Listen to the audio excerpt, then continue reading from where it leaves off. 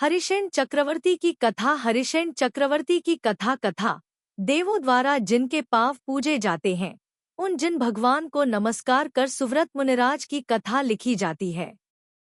सौराष्ट्र देश की सुंदर नगरी द्वारका में अंतिम नारायण श्री कृष्ण का जन्म हुआ।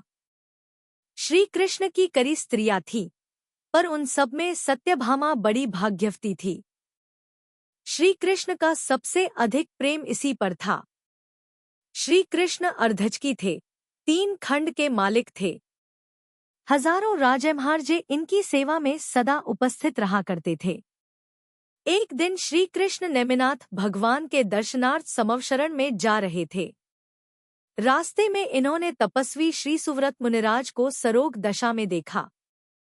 सारा शरीर उनका रोग से कष्ट पा रहा था।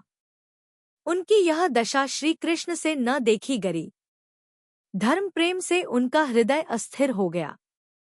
उन्होंने उसी समय एक जीवक नाम के प्रसिद्ध वैद्य को बुलाया और मुनि को दिखलाकर औषधि के लिए पूछा।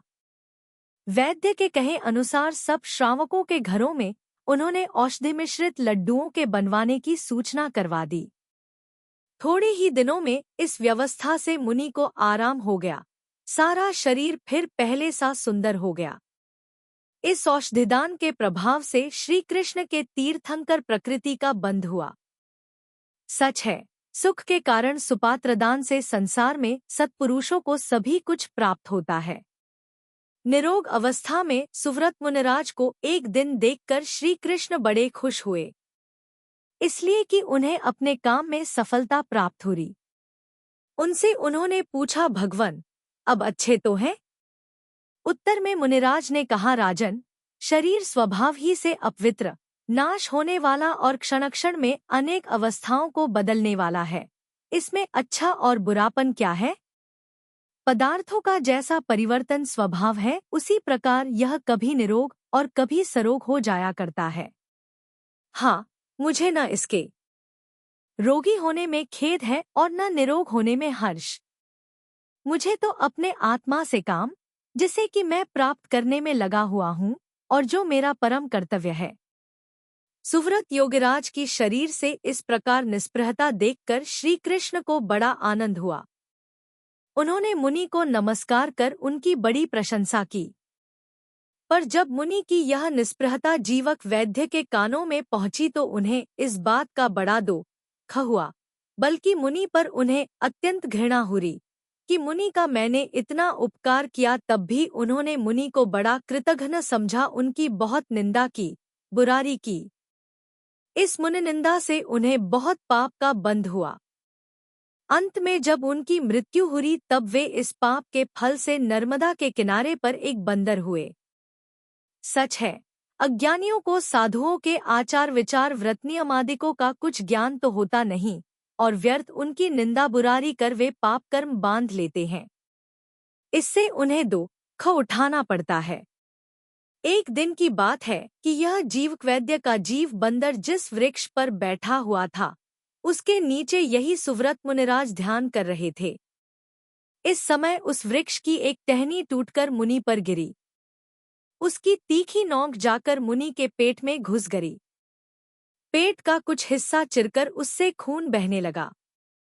मुनि पर जैसे ही उस बंदर की नजर पड़ी, उसे जातिस्मरण हो गया। वह पूर्वजन्म की शत्रुता भूलकर उसी समय दौड़ा गया और थोड़ी ही देर में और बहुत से बंदरों को बुला लाया। उन सबने मिलकर उस डाली को बड़ी सावधानी से खींचकर निकाल लिया और वैद्य के जीव ने पूर्वजन्म के संस्कार से जंगल से जड़ी बूटी लाकर उसका रस मुनि के घाव पर निचोड़ दिया। उससे मुनि को कुछ शांति मिली। इस बंदर ने भी इस धर्म प्रेम से बहुत पुण्य बंध किया। सच है, पूर्वजन्मों में जैसा अभ्यास किया जाता है, जैसा पूर्वजन्म का संस्कार होता है, दूसरे जन्मों में भी उसका संस्कार बना रहता है और प्राय जीव वैसा ही कार्य करने लगता है। बंदर में, एक पशु में इस प्रकार दयाशीलता देखकर मुनिराज ने अवधिज्ञान द्वारा तो उन्हें जीवक वैद्य के जन्म का सब हाल ज्ञात हो गया। उन्होंने तब उसे भव्य समझकर उसके पूर्वजन्म की सब कथा उसे सुनारी और धर्म का उपदेश किया। मुनि की कृपा से धर्म का पवित्र उपदेश सुनकर धर्म पर उसकी बड़ी श्रद्धा हो गई। उसने भक्ति से सम्यक त्वव्रत पूर्वक अनुव्रतों को ग्रहण किया। उन्हें उसने बड़ी अच्छी तरह पाला भी। अंत में वह 7 दिन का संन्यास ले मरा। इस धर्म के प्रभाव से वह सौधर्म स्वर्ग में जाकर देव हुआ। सच है, जैन धर्म से प्रेम करने वालों को क्या प्राप्त नहीं होता। देखिए, यह धर्म का ही तो प्रभाव था जिससे कि एक बंदर पशु देव हो गया। इसलिए धर्म या गुरु से बढ़कर संसार में कोई सुख का कारण नहीं है। वह जैन धर्म जयलाभ करे, संसार में निरंतर चमकता रहे, जिसके प्रसाद से एक तुच्छ प्राणी भी देव, विद्याधर, चक्रवर्ती आदि महापुरुषों की संपत्ति लाभ कर उसका सुख भोग कर अंत में मोक्षश्री का अनंत अविनाशी सुख प्राप्त करता है। इसलिए आत्महित चाहने वाले बुद्धिवानों को उचित है, उनका कर्तव्य है कि वे मोक्ष सुख के लिए परम पवित्र जैन धर्म के प्राप्त करने का और प्राप्त कर उसके पालने का सदा यत्न करें।